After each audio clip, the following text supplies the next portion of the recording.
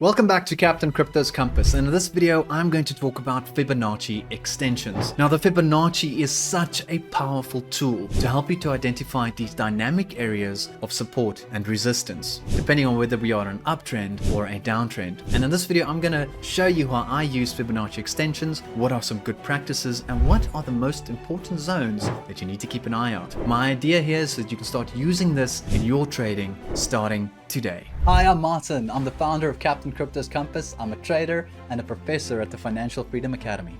I am passionate about helping you to achieve financial freedom through the art and the gift of trading. I will be providing you with actionable technical analysis and insights on your favorite cryptocurrency projects to help you make better and more informed decisions.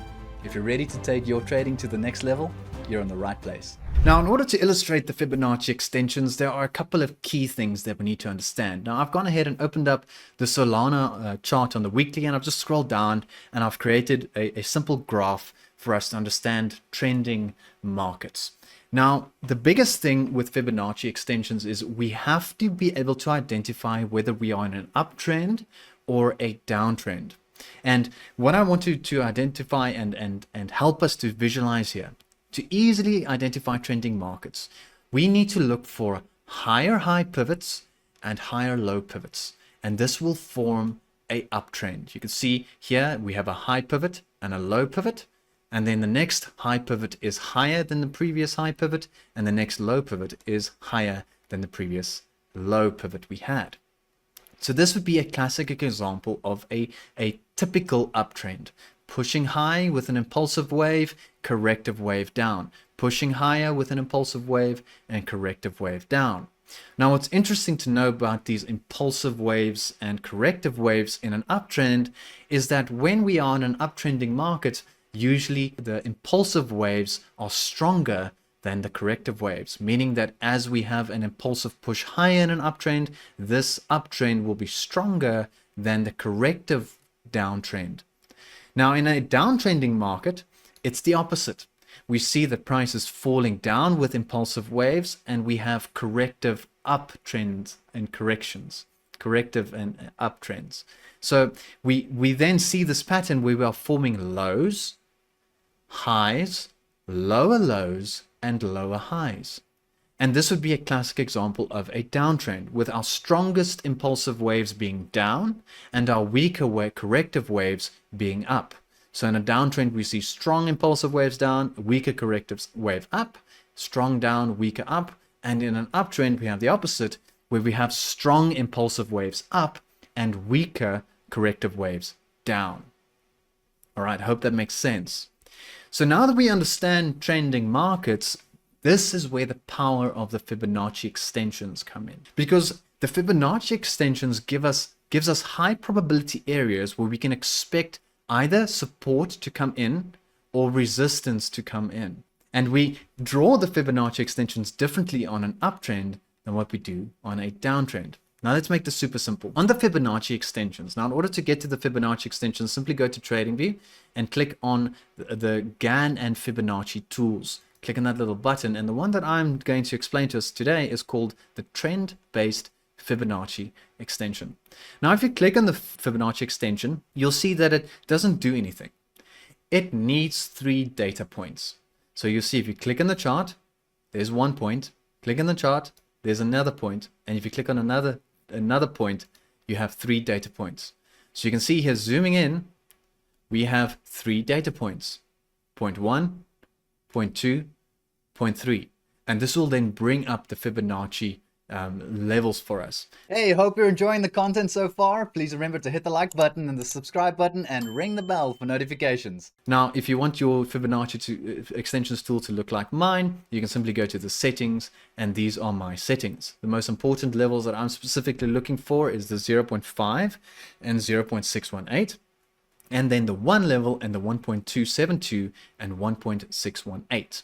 Now, these are the most important levels for me to highlight on a specific chart. The 0.5 and 0.618 is usually referred to as the golden pocket or the golden zone, and that is a very high probability area that we can either see support or resistance come into the market, depending on the previous trend. So let me explain then If we need 3 data points in order to pull the Fibonacci, we are going to pull the Fibonacci differently depending on whether we are looking for resistance areas or whether we are looking for support areas. So in a uptrending market, we're going to look for a pivot high, a pivot low, and another pivot high in order to find support zones. If we're looking for resistance zones, we're looking for a pivot low, a pivot high, and a pivot low, and then we are looking for resistance zones. So in order to illustrate this, let me pull up the Fibonacci retracement tool, and this is where it gets super simple. So in order to target higher levels, we need a low to high to low. This is going to give us our resistance targets. So we need a pivot low, pivot high, and a pivot low. Now, once we have a pivot low to low, we are going to identify areas in the chart that will be high probability areas of resistance coming in. We can see following this simple example that from the low pivot to the high pivot to the low pivot, in between this golden pocket is a high probability area that we are going to find resistance. We can see in this example, resistance comes in and it retraces back down. So this is how we would identify key resistance areas in using the Fibonacci extensions, in using this golden pocket zone. Now another example, I'll show you how this works on a real chart. It'll be fascinating once you see this and understand this. Now, if we are looking for a support in an uptrend, we're looking for a pivot high to pivot low to pivot high. So if we take the Fibonacci trend-based extension tool, we go from pivot high to low to high, and we can see that now it is flipping the Fibonacci's to the downside. You'll see in the previous example, the Fibonacci's on to the upside because we started from a pivot low, but now we are starting from a pivot high, and this gives us a high probability area of support re-entering during our weaker corrective waves. Hey, hope you're enjoying the content so far. Please remember to hit the like button and the subscribe button and ring the bell for notifications. So let me just show you that again. If we're looking for our resistance areas in an impulsive push higher, we need a low, pivot low. Here's our first pivot low. We need a pivot high. There's our pivot high. And we need a pivot low and then extended to the right. And this would give us high probability areas of resistance during our impulsive up moves. So this would give us that. If we are looking for our support areas during our weaker corrective moves, we need a pivot high, a pivot low, and a pivot high. So if we do that again, just pull up the trend-based fib extension, pivot high to low to high, and then we will get our high probability area of support during a uptrending market. So that's how you use it to find resistance and support in an uptrend.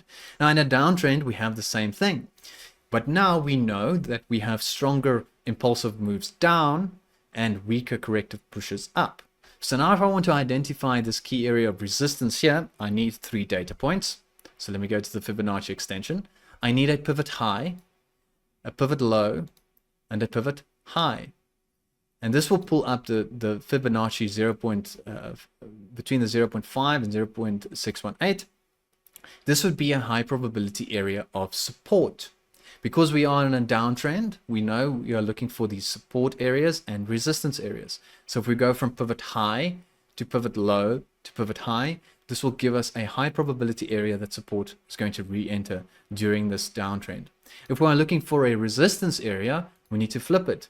Now we're looking for a pivot low to pivot high to pivot low, and this will give us our resistance areas, the high probability resistance areas. So let's do that. Pivot low to high to low, and you can see this gives us the 0.5 and 618 Fibonacci extensions that are high probability areas that resistance will enter. And we can see using this methodology, we can easily identify these key support and key resistance areas using the strength of the previous pivots during our uptrends or downtrends. So now that we have that sorted, let's go on over to a real chart, and I'll show you how this is used in real time. So if we look at these specific moves here, we can see a couple of things. We can see that we have impulsive pushes up, corrective pushes down, impulsive pushes up, corrective down. So this is a classic uptrend. And now, because we know it's an uptrend, we are looking for these key areas of resistance. Now, what we need to do is a pivot low a pivot high and a pivot low, and we can start identifying key areas of resistance using the Fibonacci extensions. So what we can do, go to our trend based, pivot low to pivot high to pivot low, and here is where the magic happens. We can see here that these are our areas that we need to pay attention to. These are high probability areas that resistance will come into the market. Now, it's important to realize that the market doesn't always respect the golden pocket zone. We need to still see how price reacts at these specific zones, but it is a high probability area that we can expect resistance to come in. But once we break a specific level and we hold a candle body close above that level, we look to the next Fibonacci level. And we can see that we rebounded, broke through the resistance zone. Here's the first move into that zone. We got a little bit of resistance. We see that resistance come in here close to this golden pocket, the previous pivot highs. And once we break that, we look at the next Fibonacci level. You can see there's the resistance coming in, trying to break that, finally breaks it, and we move all the way to the next Fibonacci level, which is the 1.272. And here we can see we finally had some resistance here and consolidation sideways action. Hey, hope you're enjoying the content so far. Please remember to hit the like button and the subscribe button and ring the bell for notifications. Now, if we were to take the same approach here and we want to identify key areas of support during this uptrend, we can do the same. We're looking for support areas, so we go pivot high to pivot low to pivot high. This will give us these support areas that we need to keep an eye out. So as imagine you were trading in this. So I go pivot high to pivot low to pivot high, and now you can see just using the Fibonacci extensions, we know we're in an uptrend from pivot high to pivot low to pivot high. This gave us the golden pocket between the 0.5 and 618, and you can see that price reacted nicely, came all the way back down to this golden pocket zone, found support, and carried on to the upside. So this would be a fantastic entry using this method. Now the next thing is we need to identify resistance rather. As we find support in this golden pocket, where can we expect resistance during this uptrend? So then we need a pivot low to pivot high and pivot low, and that will identify key areas of resistance in the Fibonacci extensions. So let's do that. Pivot low to pivot high to pivot low, and I'm going to pull that to the side, and we can see here that using the Fibonacci trend-based extension, this highlighted this area here between the 0.5 and 618 as a key area of resistance, and we can see that price was struggling at this point and held this as resistance. So using Fibonacci, we could have highlighted this area as a high probability area of resistance. That was an example of an uptrend on a live chart. Let's use this downtrend as an example. So what we need to do is we need to identify that it is a downtrend. How do we do that? We look at the pivot lows and pivot highs. Here was the first indication that we might have a trend reversal with this corrective wave down, this impulsive wave down. We had we've seen in SUI, and here is the first corrective wave up, and we see that that created a lower high compared to our previous high. This was our first indication, our first clue that we might be going into a downtrend. Now, if we see this, and I want to start identifying key areas of support and resistance during this specific trend, all I need to do is I need to look at our pivot highs, pivot lows, and pivot highs, and this would give me areas that I can expect support to re-enter the market. So if I do that, I look at the previous pivot high, to pivot low, to pivot high, and I pull that to the side. This will give me my Fibonacci levels. Now, here is where the strength of a specific trend comes into play. If you see that we break the golden pocket zone, that shows us that it is a strong impulsive push to the downside. So here we can see we did not hold the 0.5 and 618 as support, but we came all the way back down to our next Fibonacci level between the 1 and the 1.272 as our key support. We can see that the key support came in, and then we had another sell-off here.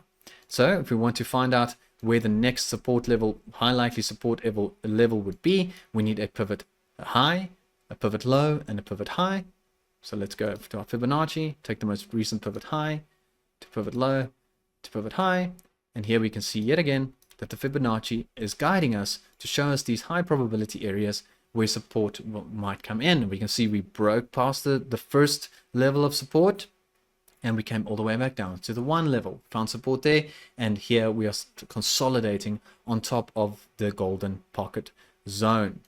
Now, if we were to anticipate this resistance area here, we will need another 3 data points. So in order to get resistance, we need a pivot high, a pivot low, and a pivot high. So this would be our next level of support. So let's have a look at how we can pull this.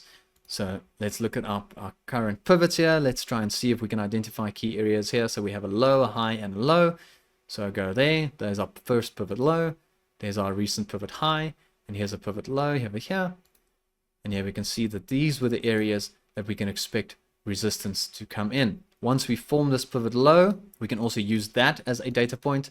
And once we form this pivot high, we can use that as a data point. So as we see the market is retracing and we want to identify key areas of support over here, we can do the same thing. Pivot high, pivot low, pivot high. And that would give us the golden pocket zone over here. And we can see that this retracement came very close to this 0.5 and 618 over here.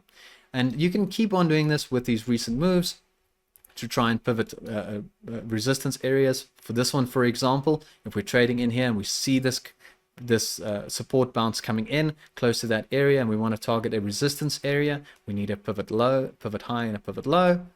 So we can go pivot low to pivot high to pivot low, and we can see that the Fibonacci extensions gave us these high probability area of resistance coming in, and we can see that price rejected from that specific point.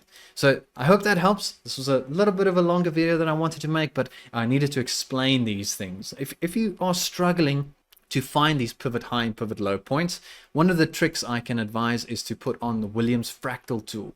So just go to Indicators tab and type in Williams Fractals. Click on that. And what the Williams Fractals does is it helps you to identify these pivot low and pivot high points, these key points, turning points in the market. Now, you can see the default gives you quite a lot of signals, pivot highs and pivot lows. So what I like to do is to just change the period from 2 to 5. And once you do that in the settings, you'll see it will only show you the most recent and most important pivot lows and pivot highs. So you can put the Williams Fractals on in order to find your 3 data points for the Fibonacci extensions. I hope that helps you. I use this on a daily basis. It's a very, very powerful tool to help me identify these dynamic areas of support and resistance. Peace and love. Happy trading. See you next time. Thanks for watching. If you enjoyed this content, hit the like button, hit the sub button, and hit the bell notifications. Also, remember to click the link in the description below to join my mailing list, where I'll be sending you free emails and trading videos, and also market report updates weekly to help you stay ahead of the herd. As always, this community would not be the same without you, and thank you from the bottom of my heart. Peace and love. See you next time.